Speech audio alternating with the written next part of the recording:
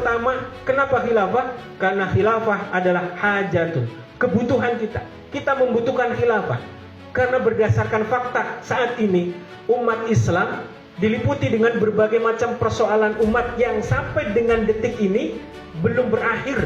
Sudah berganti-ganti kepemimpinan, mulai dari jenderal, kiai, ibu-ibu yang deso maupun juga yang lain, sampai dengan saat ini belum pernah kita melihat bagaimana umat Islam terlepas dari dengan cengkeraman berbagai persoalan.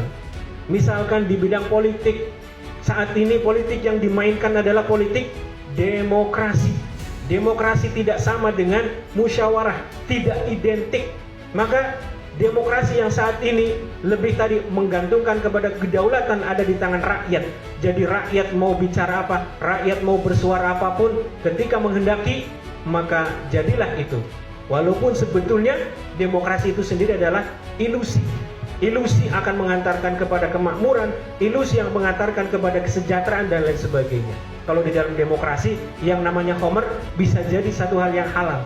Minuman keras ini adalah menjadi satu hal yang sah-sah saja beredar, diperjualbelikan asalkan ada izinnya.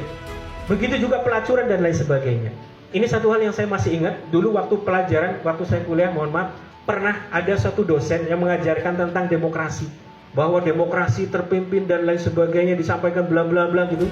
Pernah saya tanya, Pak dosen, kira-kira ada nggak sih gambaran demokrasi yang menggambarkan tentang kesuksesan, mampu mensejahterakan? Ada nggak sih sejarahnya? Dosennya tidak bisa jawab. Saya cuma mengajarkan saja, jadi jangan bertanya yang macam-macam. Itu betul, serius. Dulu pernah saya tanya seperti itu, nggak bisa jawab. Dan memang tidak pernah ada terbukti di mana sih orang yang gembar-gembor demokrasi, Indonesia ingin memperbaiki demokrasi dan lain sebagainya, ingin menyelamatkan demokrasi. Demokrasi seperti apa yang diimpikan? Amerika? Tidak ada, ilusi.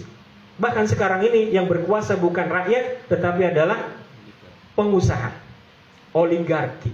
Begitupun juga politik, ekonomi apalagi, ribawi, utang. Sekarang ini berapa? 8.000 lebih triliun rupiah.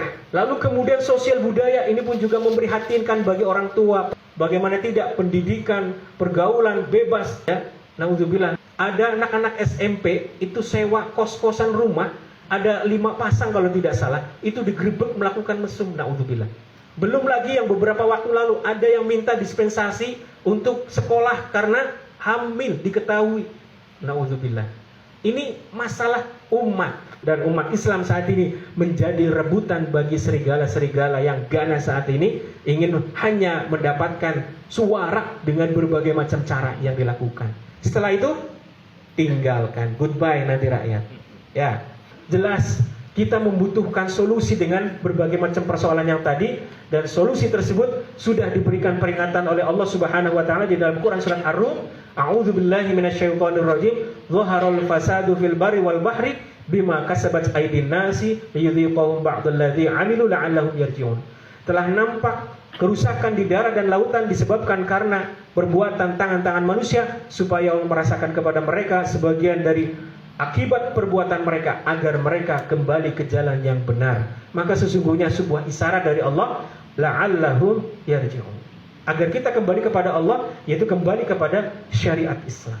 Maka kita butuh syariat Islam secara kafah, maka kita butuh satu institusi yang bernama khilafah. Takbir.